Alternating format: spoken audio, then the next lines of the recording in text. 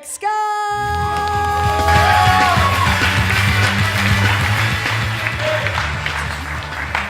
Thank you so much. A little bit about me. I live about 50 feet from Wrigley Field, and the night they won the World Series, I wasn't there.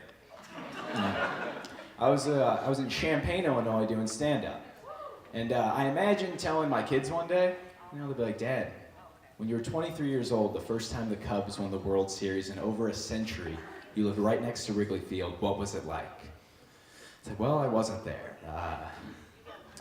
I was in Champaign doing that thing I don't talk about anymore.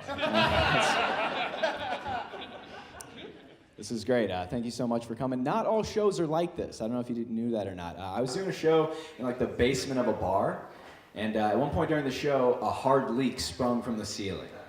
And immediately they had a bucket under it, like it had happened a lot. There was already patches all over the roof, and my friend next to me goes, I'm gonna leave, it looks like the ceiling's gonna collapse. I kind of wish it would have, Mainly because I want my obituary to read, Erik Scott, amateur comedian, literally crushed by dreams. And that would be the funniest thing I could ever do. I was talking to a woman at that show, and she said it takes so much confidence to do what you do. You get on stage, you talk in front of people, it takes so much confidence. I could never do that. I guess, But I saw a guy at the gym the other day with 2 ponytails. That's confidence, I couldn't do what he does. And after I got off stage, this other comic, he kind of came up and grabbed me and he goes, your hair looks like shit. Your shirt's wrinkled. Just say your jokes and stop being a pussy. That's what he said. Then right after he goes, and I don't say this to everyone. Good. Don't? And I'm not a confrontational guy. I wish I was. I don't want to start fights, but I want to be just confrontational enough to tell the person cutting my hair I don't like what they're doing. So right now I'd let them do anything, It's like, all right, we're going to do a 2 up top, 6 on the side. Afterwards, I'm going to bang your girlfriend. I'm like, do you think that would look good? I trust you. I just graduated college recently. I graduated with a degree in media and cinema studies. Yeah, media and cinema studies. That's what my $100,000 piece of paper says. That means I can watch a movie a little bit better than you. I was back in my college town recently. I was talking to a teacher, and she goes, I feel so bad for people in your generation. You all go to college, you're all drowning in debt, and you're all receptionists. And I was like, you know someone who's a receptionist? How the hell did they get that job? I'm interning at a dog walking company right now. And if this golden retriever doesn't write me a letter of recommendation, I may never be an Uber driver.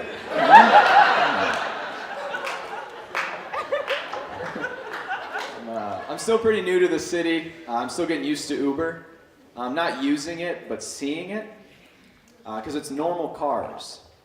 And it's weird seeing a grown adult sitting alone in the back seat. Yeah. Makes me think they got grounded. Like, that middle-aged blonde woman must have really upset her Pakistani father. I bet he takes away her cell phone, too.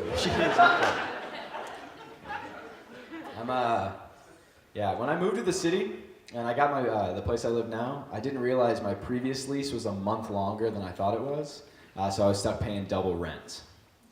Not the end of the world, but it really sucks being broke because you have 2 apartments. It's like, you want to eat beans in a can at my main place or my vacation home? Things are going right. One thing I've been doing to save money is spices are pretty expensive, so I don't wash my pans. And then the next thing I cook has like extra seasoning. Yeah. So that way when I have dates over, they're like, oh my gosh, Erik, these eggs taste like older eggs. You're amazing. Incredible.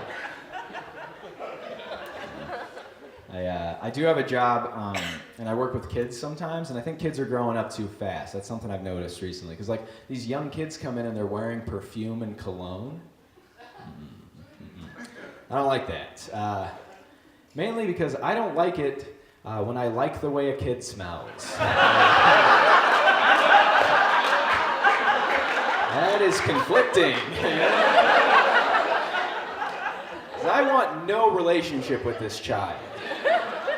But I wouldn't mind if he slept in my t-shirt or something. Is that weird?